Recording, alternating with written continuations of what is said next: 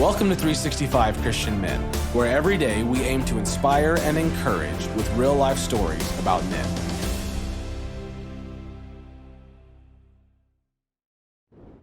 September 10th, Thomas Cranmer. Thomas Cranmer was a leader of the English Reformation, and he was the Archbishop of Canterbury during the reigns of 2 kings and 1 queen of England. Cranmer loved God and was sincere in his beliefs. His story is one of hope for the people who sometimes make mistakes. On this date, in 1533, Cranmer became godfather to the future Queen Elizabeth.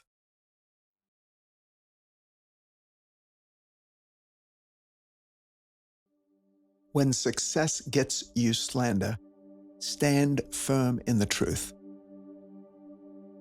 When Cranmer became the Archbishop of Canterbury, he suddenly faced a slew of accusations. People started rumors saying he wasn't educated enough to be in such a high position in the country and in the church. One time, in an alehouse in Yorkshire, England, a fellow priest had been gossiping among his neighbors, no doubt enjoying the attention and the ability to make his neighbors laugh and the pleasure of being in the know. The priest claimed that Cranmer had as much education as a gosling. This was not the land of free speech, and in that time and place, that kind of talk landed the gossipy priest in prison. Worse, after 8 or 9 weeks of punishment, what the priest had said was reported to the Archbishop. Cranmer didn't seem at all threatened by the priest's idle talk, but the Archbishop was eager to put the rumors to rest. He got him out of prison, invited him to the palace, and then offered to let the priest quiz him. The gossipy priest could now get proof for himself of just how ill-educated Cranmer was. The priest accepted the invitation, it being a time and place when one did not turn down the invitation of an archbishop. He met Cranmer in the garden of Lambeth Palace, where the Archbishop was sitting under a vine waiting. Right off, brother to brother, Cranmer asked why the priest had said such hurtful words about him. The priest, eager for an excuse, admitted that it was probably the drink at the alehouse that had caused him to do it. Cranmer listened with respect, and he agreed that strong drink could loosen any man's tongue. But now that the priest was there, he could finally learn the truth about how educated Cranmer was. "You may be surprised to know what learning I have," Cranmer said. "Begin in grammar, if you will, or else in philosophy and other sciences, or even divinity." But the priest knew he couldn't question anyone in those areas. He replied, "I have no understanding of the Latin tongue. I only speak English." "Well, that's fine," Cranmer responded. "There will be no questions in Latin. Perhaps a Bible quiz will suffice. Surely, as a priest, you know the scriptures," he said.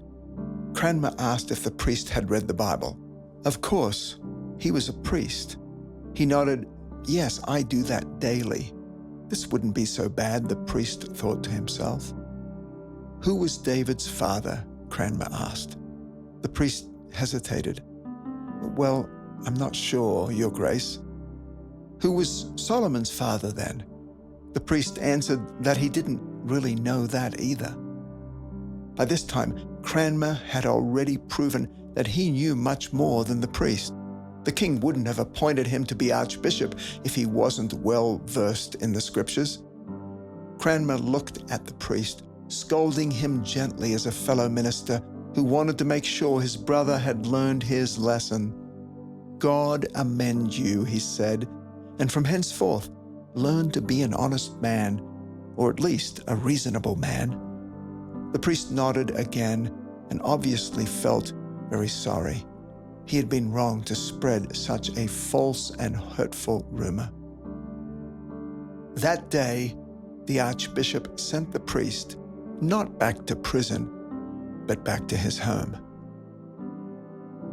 James 3:5-6 says, "So also the tongue is a small thing, but what enormous damage it can do.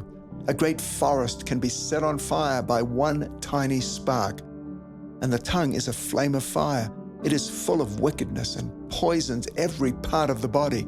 And the tongue is set on fire by hell itself and can turn our whole lives into a blazing flame of destruction and disaster. Have you ever faced slander or gossip from people who didn't celebrate your success? How might you deal with words meant to hurt you? When success gets you slander, stand in the truth and find a peace.